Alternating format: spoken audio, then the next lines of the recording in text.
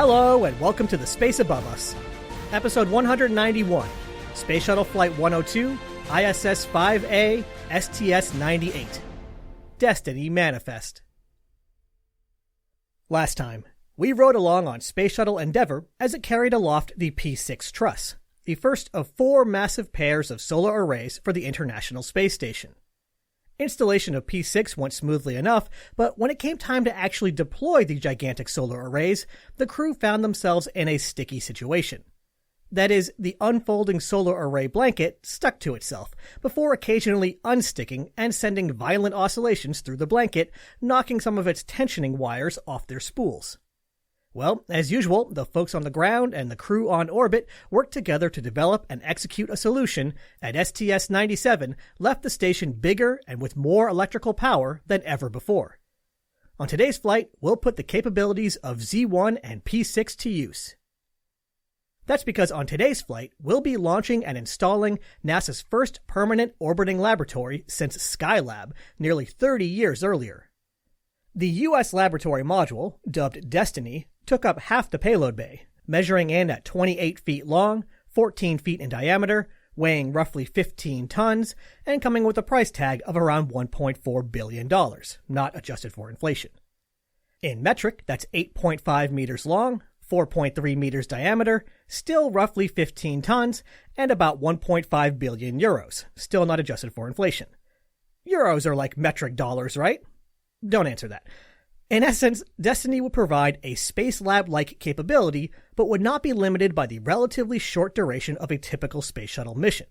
Instead of coming home after 2 weeks because of dwindling fuel cell reactants, Destiny would cruise on for month after month, year after year, decade after decade, powered by the enormous solar arrays on the station. Soon we'll be growing crystals the size of our heads! But first, we need to get this sophisticated new facility into orbit and firmly attached to the growing International Space Station. So let's meet the crew who will get it there. But first, just because I could find no better place to squeeze this into the episode, fun fact, this is the last shuttle flight with a mission number lower than 100. There have been a lot of shuttle flights. Anyway, now let's meet the crew. Commanding the flight is our old buddy Taco.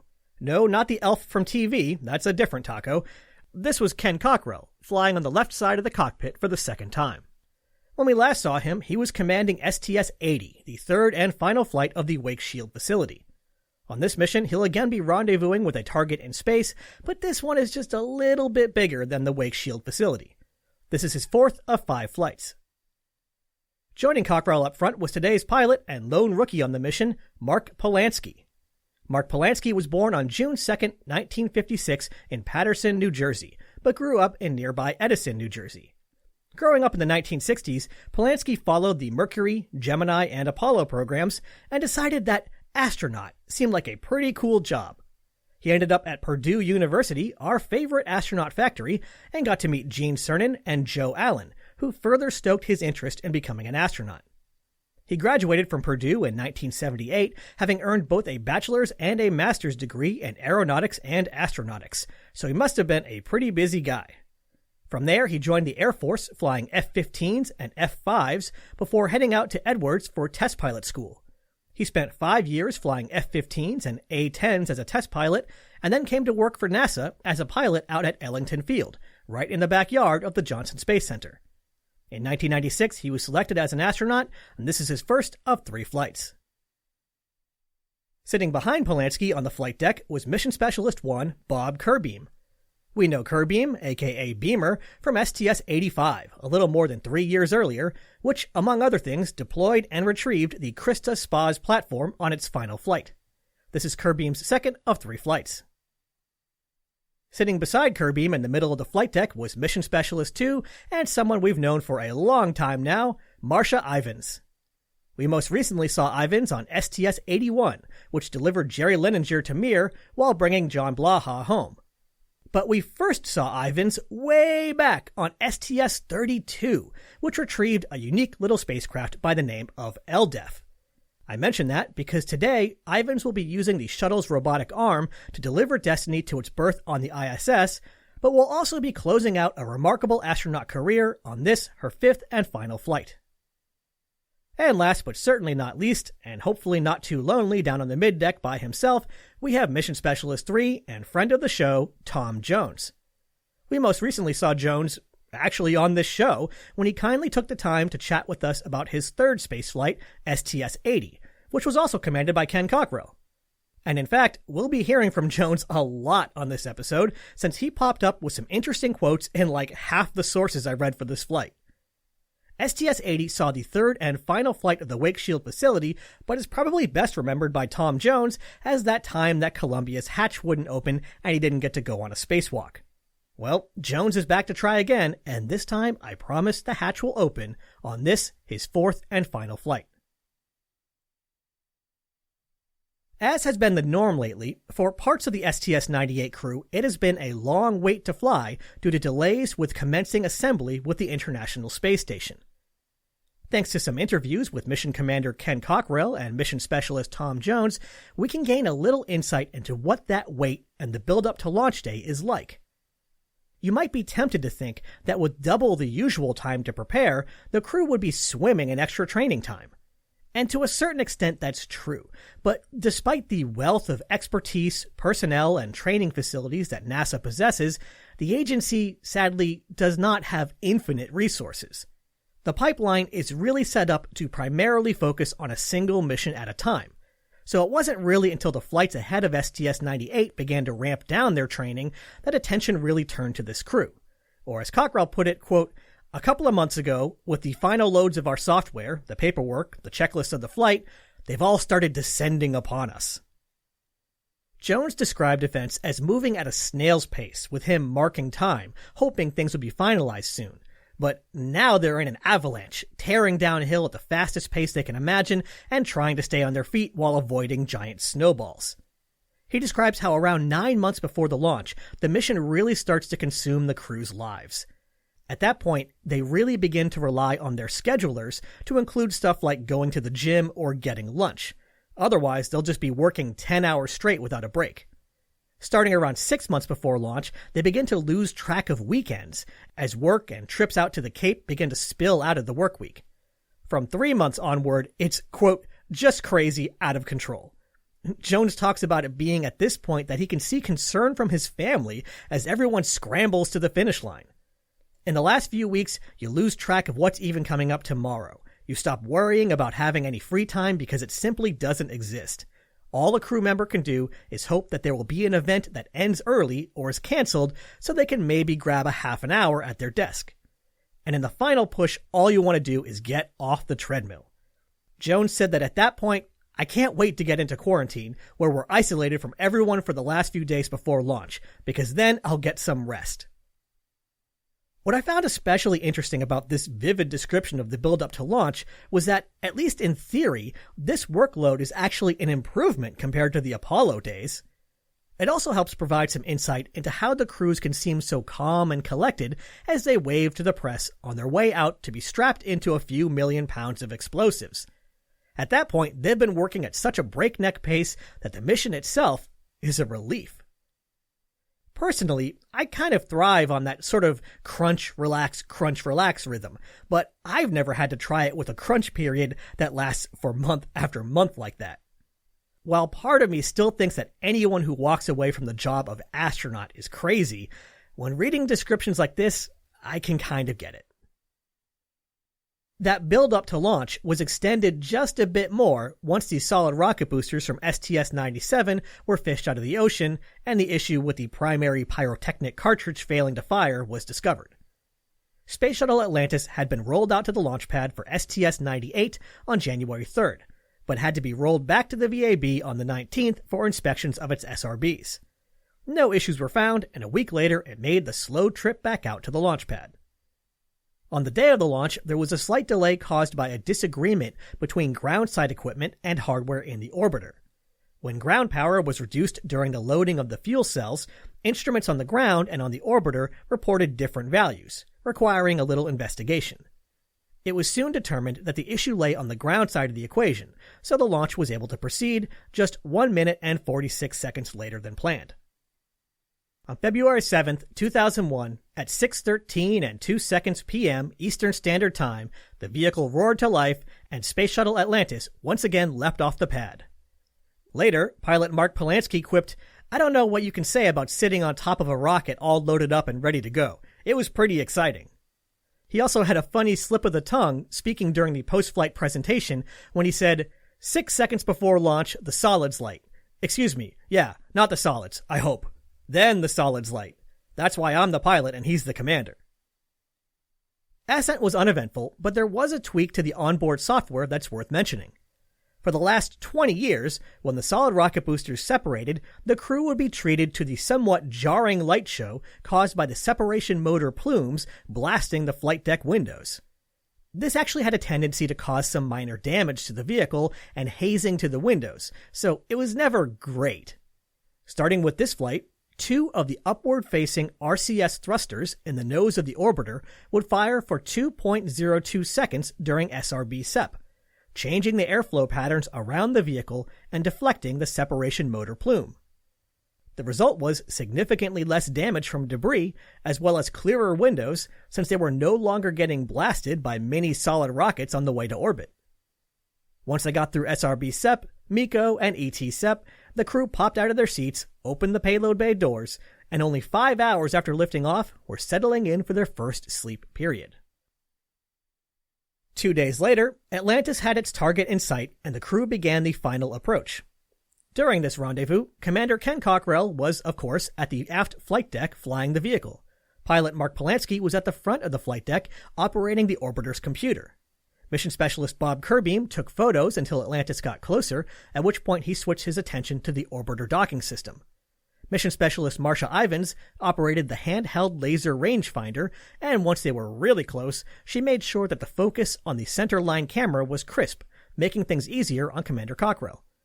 And finally, Mission Specialist Tom Jones kept an eye on RPOP, the laptop-based software that synthesized inputs from the last known state vector, the trajectory control system, and the laser rangefinder to provide a real-time display of where the shuttle was in relation to the station and where it would be going next.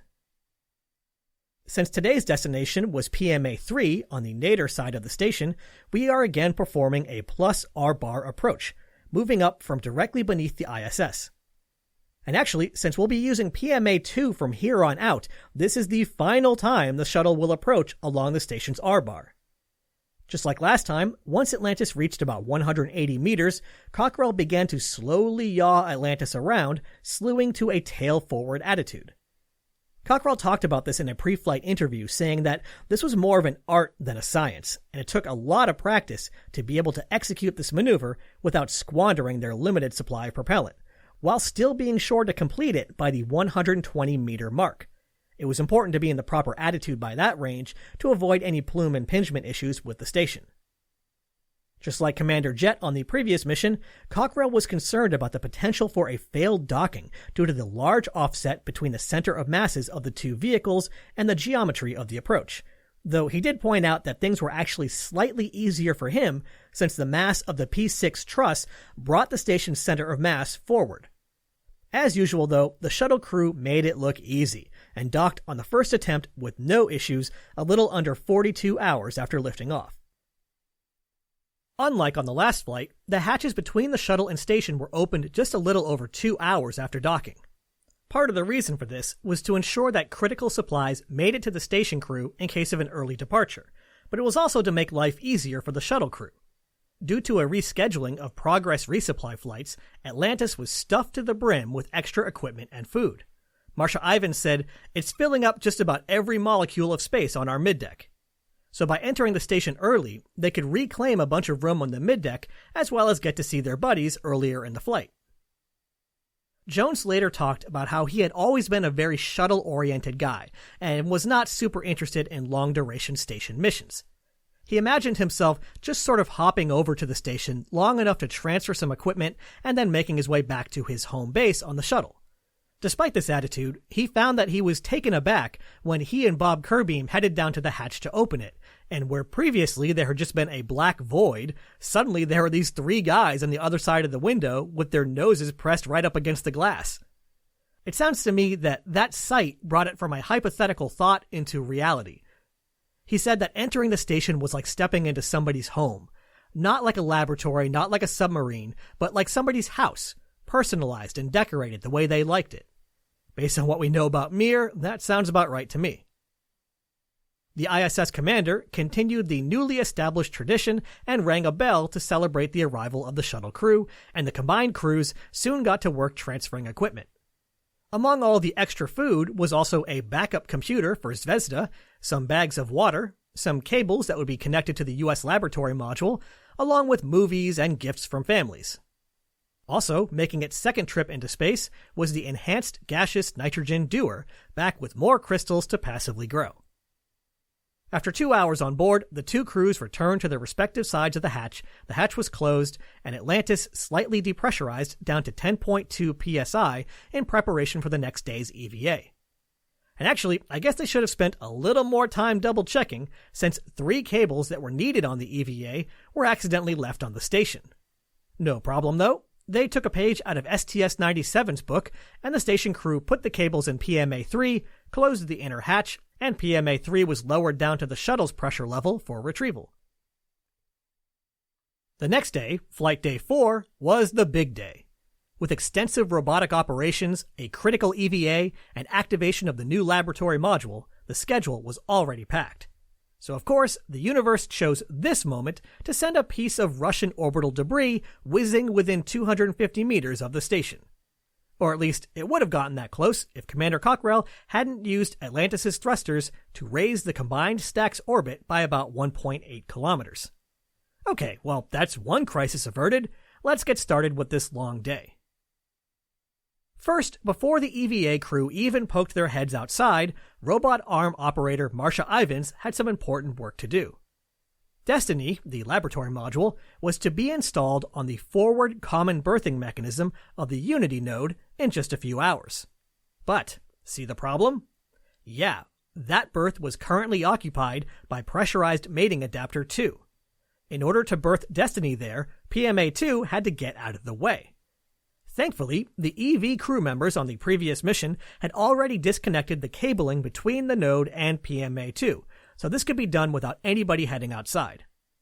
Ivins hopped on the Canadarm controls, moved the end effector over to PMA-2, and grappled it.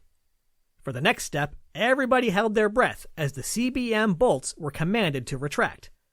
I say they held their breath because PMA-2 had been attached to Unity for a long time. Unity had actually launched with the PMA already berthed to its forward CBM, and it then spent the next 2 years in the unforgiving space environment, which can do all sorts of weird things to materials. There was no guarantee that it would separate from the node without a fight. Thankfully, PMA-2 was cooperative and came loose with no difficulty. In fact, it's possible that it was eager to go. At the moment of separation, Commander Cockrell started playing music over the radio, and soon the lyrics of "Release Me" by Engelbert Humperdinck could be heard in mission control. "Please release me, let me go, for I don't love you anymore." Harsh words for Node 1, but I guess they had to be said. Capcom quipped back, "Atlantis Houston, thanks for the musical interlude. You and Marcia have a second career as DJs when you get back." To which Cockrell replied, "That's if you let us come back. We'll see if we can get this job done first." Once it became clear that PMA-2 was going to separate without an issue, Tom Jones and Bob Kerbeam made the final preparations to head outside. Before the flight, Jones said, "I can't think of another part of STS-98 that's going to be personally more rewarding for me than opening that door for the first time and sticking my head out the hatch." Thankfully for Jones, there was no repeat of the STS-80 incident, and the hatch opened without difficulty, and around 3.5 years later than planned, he finally made his way out into the payload bay. He later recalled, "When that sunlight hit my suit, I felt its heat penetrate the suit's many insulation layers and warm my arms and legs like on a pleasant spring day. My worries about the spacewalk evaporated." Jones, wearing the red stripes on his suit as EV-1, was soon followed by Kerbeam, who as EV-2 had a pure white suit. For Jones, the first task was to immediately begin making his way up Node 1 and onto the Z1 truss. The Destiny installation couldn't proceed until the robot arm was freed from carrying PMA-2 around, so they needed a place to put it down. Since this had been long anticipated, it turns out that there was just such a place built into the forward face of the Z1 truss. While Jones and Kerbeam had been making their way outside, Ivins had been moving PMA-2 close to its temporary hangout spot, and now that Jones was on site, he helped guide Ivins in. If you think about the geometry of this situation, with Ivins down underneath Node 1 and Z1 up on top of it, it's obvious that she couldn't see anything directly, but she also didn't have a great view even with the cameras. So this task fell on Jones literally just saying, come on back, a little left, a little right, pitch a little, drifting to the right a little, picking up some dust. But no, wait, those last two were from a different mission. Both mission specialists had practiced this extensively on the ground, in particular in NASA's virtual reality lab. With today's easy access to VR headsets, it'd be amazing if this software was available to try out, but somehow I think it might be more trouble than it's worth to update the 20-plus-year-old software. Anyway, with Jones's guidance, PMA-2 was soon placed up against what Jones called a sort of poor man's version of the common berthing mechanism. With a little rotation from his pistol grip tool, PMA-2 was securely fastened to Z1, at least for now. While Jones had been up on Z1 helping guide PMA-2 to its temporary holding spot, Kerbeam had been busy down in the payload bay. In an interview, he noted that he and Jones were rarely working together on these EVAs, which presented a coordination challenge to their IVA coordinator, Mark Polanski. Though, maybe this was slightly less of a challenge for Polanski in particular. To ensure that these critical spacewalks were completed, Polanski actually went through a bunch of EVA training himself and was prepared to serve as a backup EV crew member if Jones or Kerbeam were unable to head outside.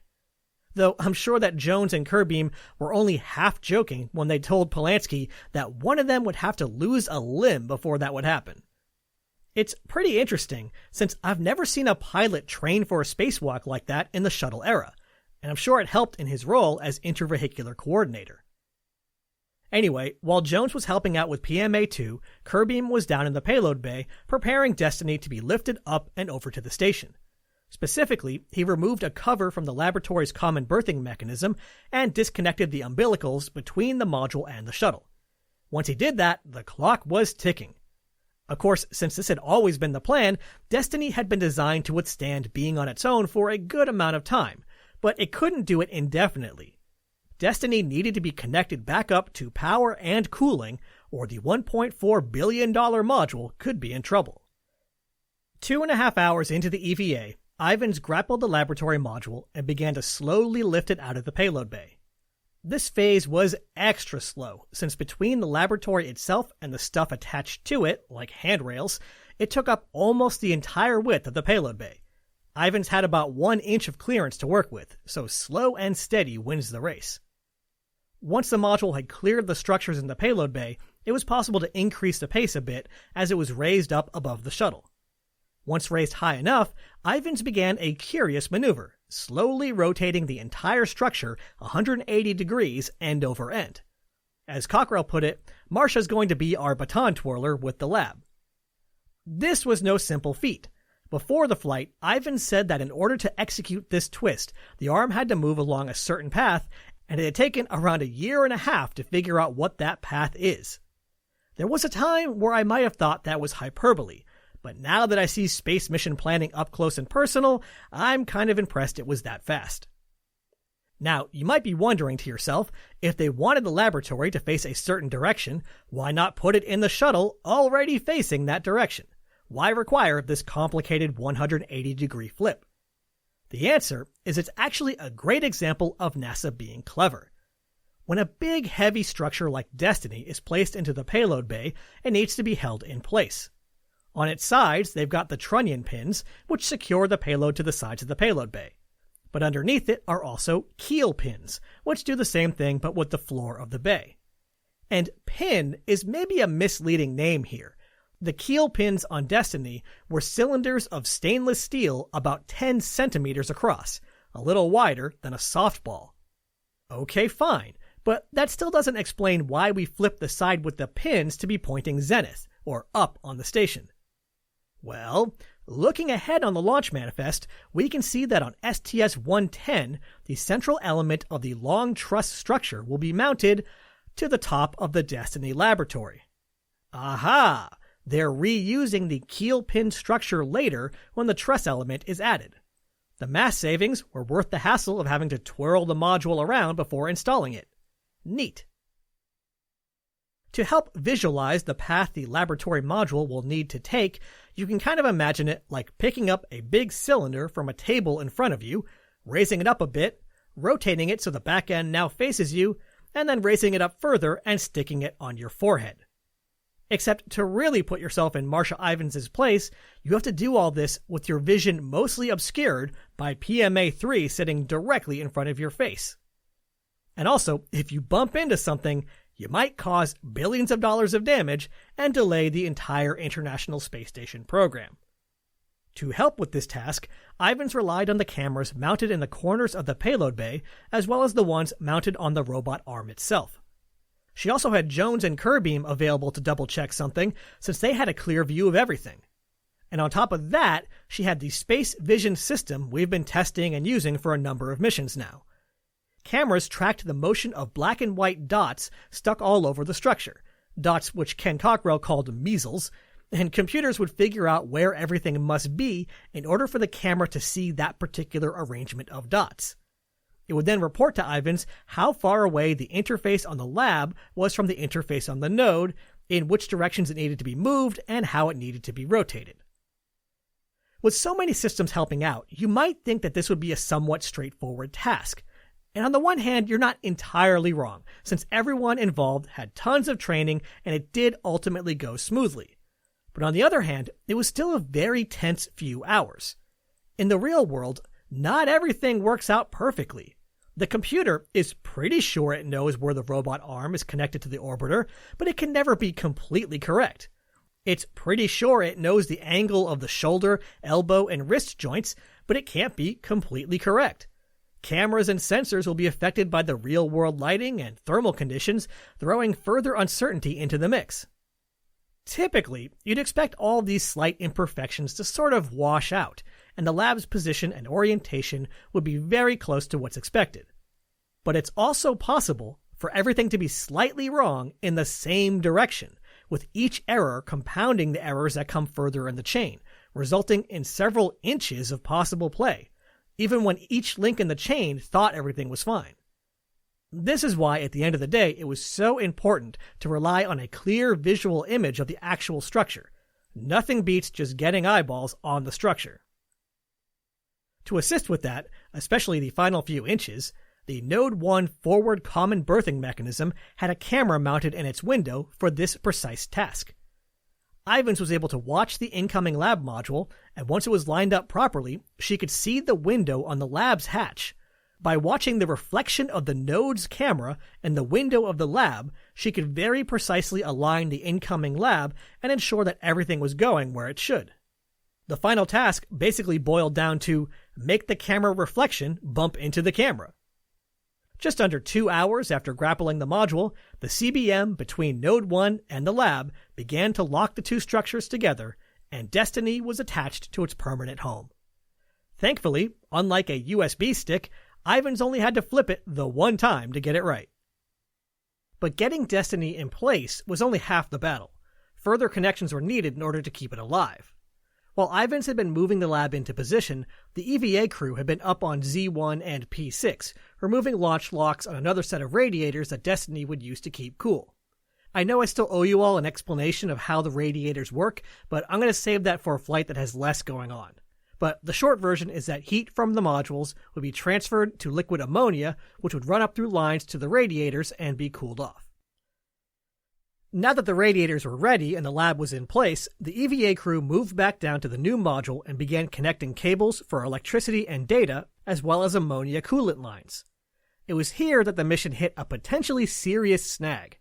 While Bob Kerbeam was connecting the coolant lines, ammonia began to leak from one of the lines, freezing into little ammonia flakes and flying all over the place like the worst snowstorm ever. Ammonia is, of course, toxic, so this was not great. Kerbeam was in no immediate danger since he was in his self-contained suit, but at some point he had to come back into the very cramped environment of the shuttle, and if he was covered in toxic flakes, he would not have very many fans on the crew. The solution was for Jones to use a decontamination brush to clean off the exterior of Kerbeam's suit, kicking off any ammonia flakes that might be hanging on.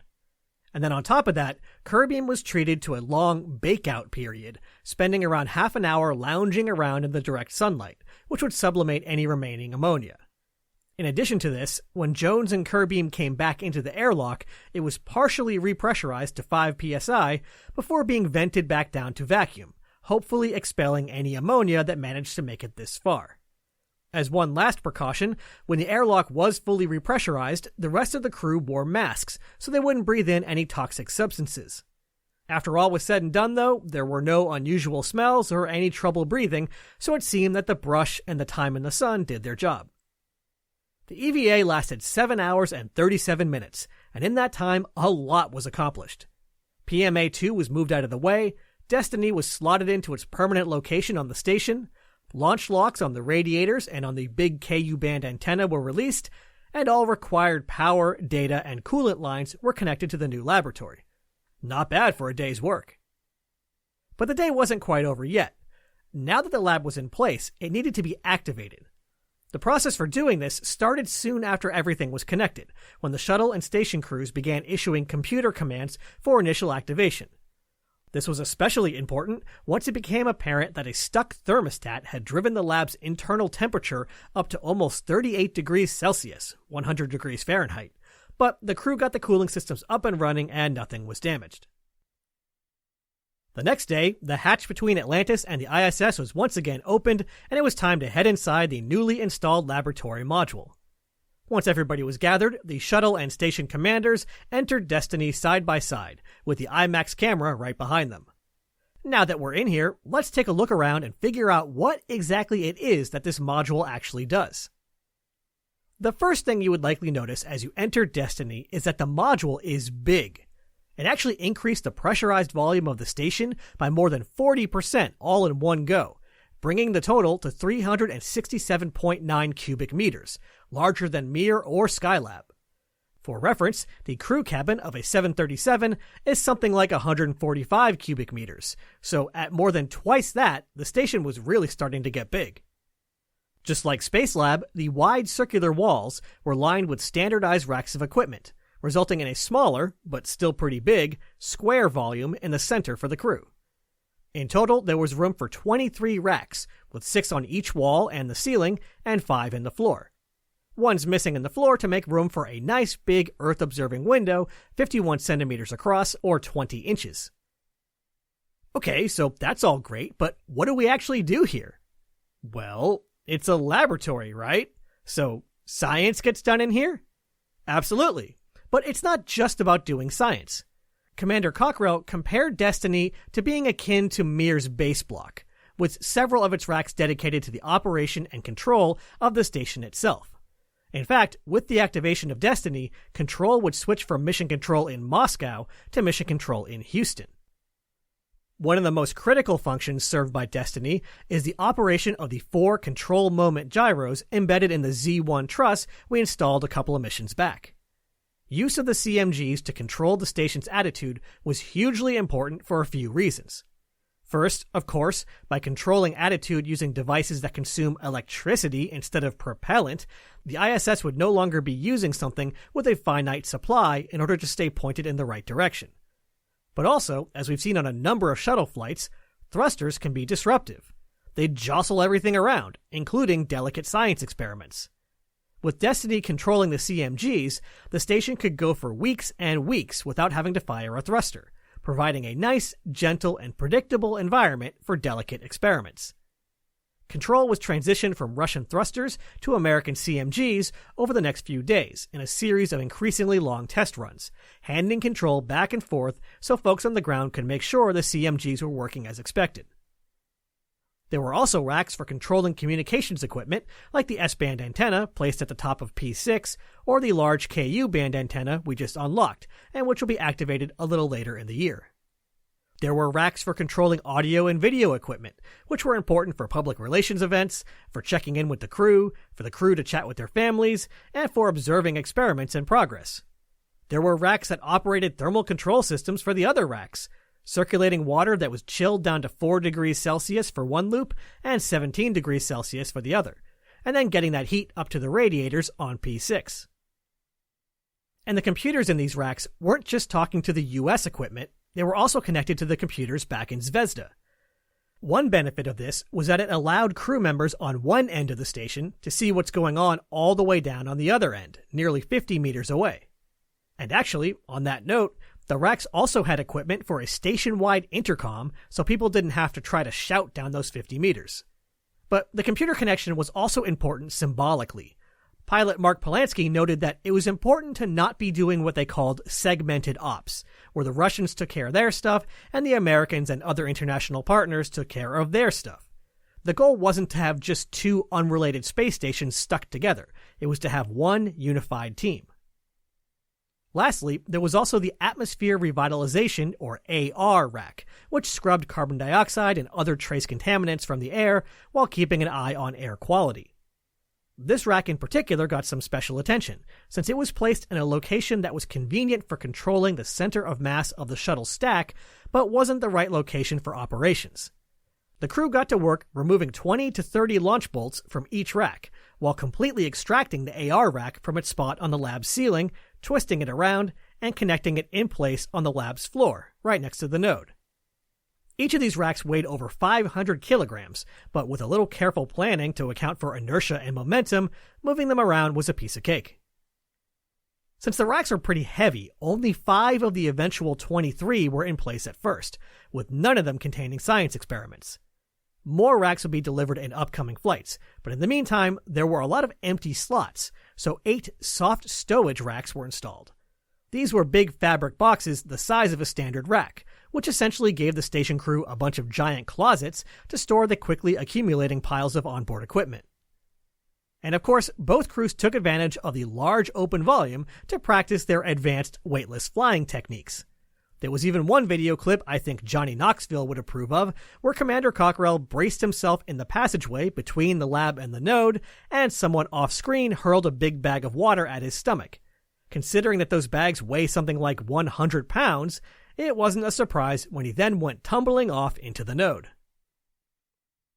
The next day, flight day 6, it was time to head back outside. Destiny was safely secured to the space station and was working great, but there was still some work to do on the exterior. For one thing, poor PMA-2 had been waiting patiently on the front of the Z-1 truss, waiting to be moved back to the main structure. Tom Jones and Bob Kerbeam again headed outside, and Marcia Ivins once again hopped onto the controls for the Canadarm. Kerbeam made his way to the front of the laboratory module, where he again removed a cover for the common berthing mechanism. Meanwhile, Jones was back up on Z1, using his pistol grip tool to free PMA-2 once Ivins had grappled it with the arm. Once it was free, Jones and PMA-2 both began making their way over to the lab. In David Shaler's book, Assembling and Supplying the International Space Station, Jones talked a bit about some of the differences between training for an EVA down on the ground and doing the real thing. Of course, one of the most useful tools in the EVA training toolbox is the Neutral Buoyancy Laboratory, which Bob Kerbeam called a lake masquerading as a pool. By carefully controlling the buoyancy of simulated spacesuits in the pool, it was possible to pretty closely replicate the weightless conditions spacewalkers would face on orbit. But there's one big obvious difference. Water has mass and viscosity. It resists the motion of the training astronauts and slows them down once they are moving. Like many spacewalkers, Jones immediately noticed the difference caused by not being surrounded by thousands of gallons of water. He talked about how it took a little time to realize just how easy it was to manipulate his spacesuit in 3 dimensions with just a light touch of his fingertips. It also proved to be a difficult bit of muscle memory to forget. During this EVA, as Ivins was slowly moving PMA-2 to the front of the lab, Jones was installing some thermal covers over the trunnion pins that had been used to hold Destiny in the payload bay. At one point, he swung his body around and instinctively expected the water to slow him down. Of course, there was no water, so he completely overshot his motion and crashed his thighs right into the robot arm, causing PMA-2 to shake back and forth by several inches. When they realized what had happened, someone got on the radio and said, "Tom, calm down." The smack was substantial enough that they actually had to reinitialize the space vision system before continuing. Lesson learned. About 2 hours after PMA-2 was freed from Z1, it was locked into place on the front of Destiny, where it would greet every visiting space shuttle mission until the end of the program. Surprise bumps aside, the EVA was going very smoothly. Jones and Kerbeam installed the aforementioned thermal covers, installed a slide wire down the length of the laboratory to assist future spacewalkers, and installed an external shutter over the Earth-facing window on the nadir side of the new module, something that wasn't scheduled until the third EVA. They continued with the get-ahead tasks by installing a new type of grapple fixture on Destiny, a Power and Data Grapple Fixture, or PDGF. Of course, we're familiar with the grapple fixture that the shuttle has been grabbing onto for decades now, but this one was a little fancier. As the name suggests, it had connections that allowed the transmission of electrical power and data signals, rather than just being an inert metal pin.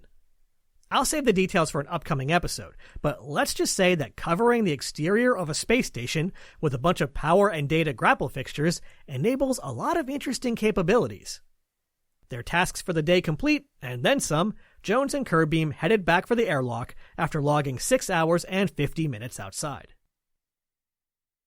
The next day was a rest day for the shuttle crew, especially the EVA crew, who still had one more spacewalk ahead of them. I thought it was interesting to note that they did not open the hatch to the ISS because they didn't have enough nitrogen on board to support yet another repressurization to ISS levels and depressurization down to EVA levels. That surprised me because that doesn't really seem like that much nitrogen, but I guess every ounce matters. On Flight Day 8, it was time for the third and final spacewalk of the mission. This EVA consisted of some lower priority items that potentially could have waited until the next mission if they ran out of time earlier. Tasks included connecting some data cables between PMA-2 and Destiny and installing a spare S-band antenna. This was the same thing that we just recently installed up at the top of P6, but the antenna was so important that it was deemed necessary to have a spare readily at hand. The antenna wasn't actually functional in the location Jones and Kerbeam installed it, but if the primary antenna failed, the ISS crew wouldn't have to wait for another shuttle to arrive with a replacement. They could just go outside and move it to the top of P6 themselves. Jones and Kerbeam also did some more tests for the safer jetpack, as well as a demonstration of a technique for returning to the airlock with an incapacitated crew member that had been delayed for a few missions now. Kerbeam got to just hang out and go along for the ride as the simulated incapacitated crew member as Jones dragged him back to the airlock, seemingly without much difficulty. But actually, I skipped over something near the end of the EVA. In his excellent book, Space Shuttle Stories, Tom Jones talks about a pretty incredible moment he had as his final EVA began to wind down. He found himself at the front end of the laboratory module, lightly holding onto it above his head, when Polanski radioed to him that it was time to come back to the payload bay for the incapacitated crew member demo. Realizing that this was his last time out on the lab, Jones asked for a moment. And what a moment it was. Rather than try to summarize it, I'll just read Jones's quote in its entirety. "I spun slowly around, shifting my hands halfway to view both hemispheres. Glorious Earth was visible below, rolling silently beneath as I completed the circle. I gazed 1,000 miles out to the blue horizon and 220 miles down to the Pacific beneath my boots. Looming above the lab was the vertical P6 truss, holding those golden solar arrays high against black emptiness. I was on the prow of a giant windjammer, falling swiftly, silently around the Earth. The inky black of the cosmos arced above all. It was my moment. Emotions swelled in my chest, flushed my cheeks, gave rise to irresistible tears. I knew only a few dozen humans had seen anything like this view, beautiful beyond words. I felt personally grateful that God had given me this gift, but humbled at the sheer scale of the scene and my own insignificance. Those moments will never leave me." Just to balance that out a bit, Marcia Ivins had her own thoughts about this part of the mission. Speaking about the moment that the EVA would come to a close and the robot arm's job would be complete, she said, And then after that, mostly I'm done with the arm. The arm and I will be having a big Motrin at that point. Before we move on, there's actually one more point to make about this EVA. As Jones and Kerbeam emerged 5 hours and 25 minutes earlier, Kerbeam had read a short speech over the radio saying, "This achievement, this golden anniversary, so to speak, is a tribute to all the people who have done spacewalks, all the people who designed the Gemini, Apollo, Skylab, and now shuttle suits, and we salute all of you and appreciate your hard work and thank you so much." Why?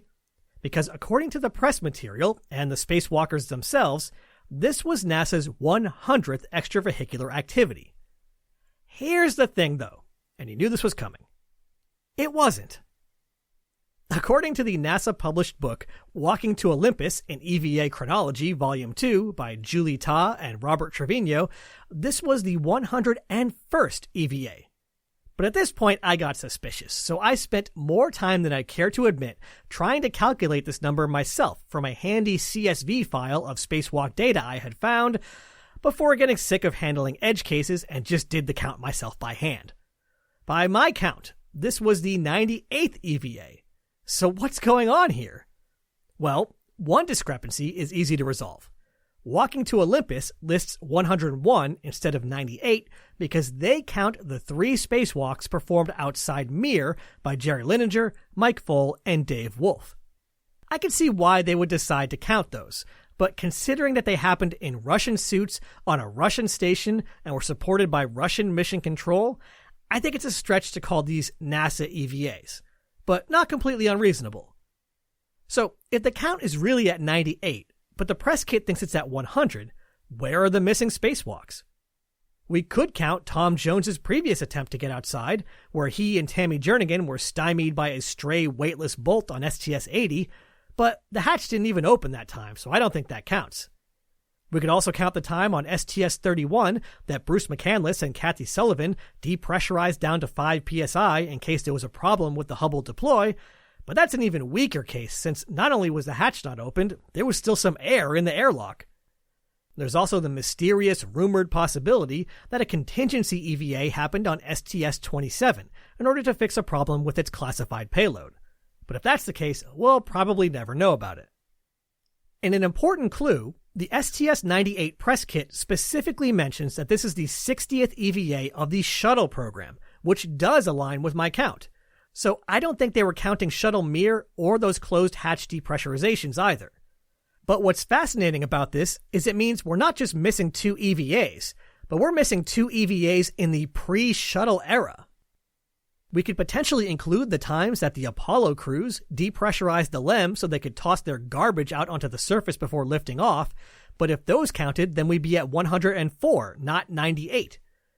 We could count the time that the Skylab 2 crew depressurized their Apollo CM so they could remove and repair the docking equipment, leaving the forward tunnel open, but that's basically the same situation as the equipment jettison depressurizations at the end of the Apollo missions, and would only leave us at 99 anyway. I bring all of this up for 2 reasons. First, if you can figure out where the 2 missing pre-shuttle EVAs come from, please shoot me an email at jp@thespaceabove.us, because I would love to know. And second, I just think this is really illustrative of how quickly cut and dry history can become pretty fuzzy. At the time of this recording, America's first EVA happened not even 60 years ago, and there haven't been that many, but here we are already potentially losing count. Even with something as seemingly easy to define as a human going out into space, there are questions about what qualifies, creating discrepancies and asterisks and footnotes. It really makes me appreciate the extraordinary amounts of effort that must be required to say anything even remotely authoritative about stuff like ancient Rome. And it also reminds me to treat any historical narrative with at least a little healthy skepticism. And for the record, that includes this one, though I do my best. Later that day, with the spacewalks complete, whatever historical numbers they were, Atlantis was repressurized to the same level as the space station and the hatches were again opened. More supplies were transferred, including Tom Jones's extravehicular mobility unit and 2 safer jetpacks. Pretty soon here, the ISS was going to get its own airlock, so it made sense to start transferring over EMUs. If there was a problem with Atlantis requiring a contingency EVA, Jones could use the third backup EMU that was still on board. And since they wouldn't be docked to the ISS in that scenario, neither Jones nor Curbeam required a safer unit anymore. The shuttle crew also brought home a whole bunch of garbage, which wasn't the most prestigious payload ever carried by the shuttle. Since an upcoming Progress mission had been delayed, and Progress was typically how the station crew got rid of garbage, Atlantis was filling in. Bummer for Bob Curbeam, who would be down on the middeck for re-entry. And finally, it was time to say goodbye. After a total hatch open time of 63 hours and 9 minutes, the hatches were closed for the last time. As usual, the space shuttle had left the ISS better than it found it. The onboard atmosphere was raised to 14.82 psi, over a ton of dry cargo was transferred along with half a ton of water, and of course, the station crew had a spiffy new laboratory module to enjoy. Also, thanks to a software patch that allowed automated reboosts, an incredible 14.5 hours of reboosts were performed, raising the ISS orbit by 27.7 kilometers. And on that note, a real quick story for the software folks out there. The second reboost stopped unexpectedly early. Computer engineers later realized that for burns lasting over 4,096 seconds, a suspiciously familiar number for computer nerds, a small amount of precision was lost during every 80 millisecond cycle of the reboost program, resulting in a burn that ended 122.5 seconds early. The solution? Yes, get ready to groan, fellow software people. They just commanded an even longer burn, such that the burn they actually got was the duration they wanted in the first place. Sometimes you just gotta go with what works. When the time came to leave, Bob Curbeam pressed the button on the ODS control panel, Mark Polanski blipped the thrusters in low Z mode, and Atlantis began to back away. Polanski then guided the orbiter through a half-revolution fly-around, taking in the view of the steadily growing station, which was now over 50 meters long. Once they completed their half circle and arrived above the station, Polanski blipped the thrusters again, and Atlantis departed until next time. Not wasting the opportunity, the crew used the rendezvous radar to track the ISS throughout the departure. This was important for the next crew, since each new addition to the station would slightly change the response of the radar. This way, the next crew would know any quirks caused by the addition of the Destiny module and extended radiators. Jones and Curbeam both spoke about the moment of departure.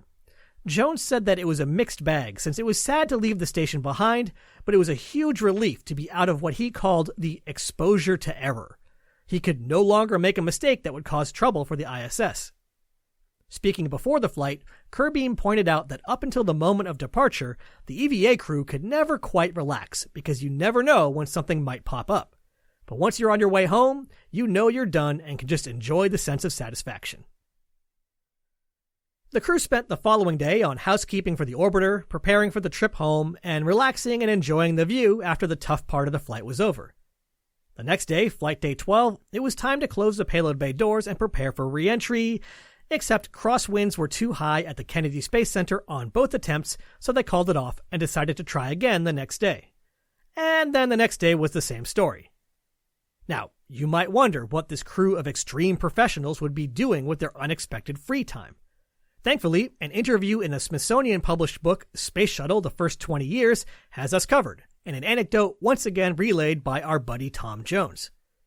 Jones recounts a story where a little after undocking from the ISS, Cockrell, Polanski, and Curbeam began setting the exercise bike back up, reassembling it on the middeck, while Jones worked on a nearby computer and Ivins was up on the flight deck.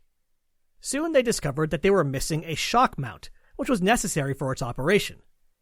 Jones joined the others, and they spent half an hour looking for this device, about the size of your fist, and simply couldn't find it anywhere.